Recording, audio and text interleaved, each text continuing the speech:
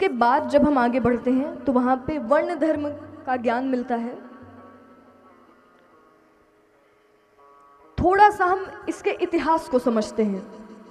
जिस वक्त उत्तर वैदिक काल, पूर्व वैदिक काल, जो शुरुआती समय था, जब व्यवस्था बनाई जा रही थी मनुष्यों की रहने की, और व्यवस्था भी सिर्फ इसलिए बनाई जा रही थी ताकि हमें रहने में समस्या ना हो, और कोई कारण नहीं था व्यवस्था बनाने का। मनुष्य को रहने में, मनुष्य के जीवन में कोई व्यवधान ना हो, समस्या ना हो, इसलिए सामाजिक कुछ व्यवस्थाएं बनाई गईं। जिस वक्त बनाई गई उस वक्त बहुत अच्छे इरादे से बनाई गई, बहुत अच्छे उद्देश्य से बनाई गई। बाद में मध्यकालीन भारत में आके वो उद्देश्य थोड़ा अलग रास्ते पे चला गया, पर मध्यकाल से पहले जब वैदिक काल था,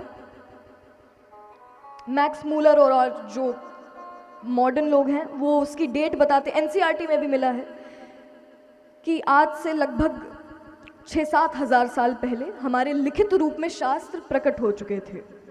उस वक्त पे जिस धर्म की स्थापना की गई, जो व्यवस्था बनाई गई, वो कर्म आधारित थी।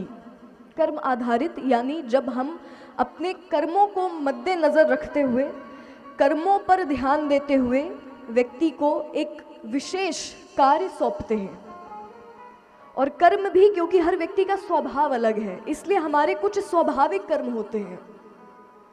स्वाभाविक कर्म यानी जिसे आपको सिखाया नहीं जाता, आप बचपन से सीख के आए हैं।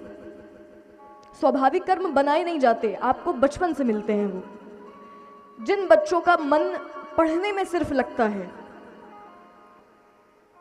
सिर्फ ज्ञान लेने में या ज्ञान देने में लगता है, उन लक्षणों को ब्राह्मण के लक्षण कहे गए हैं।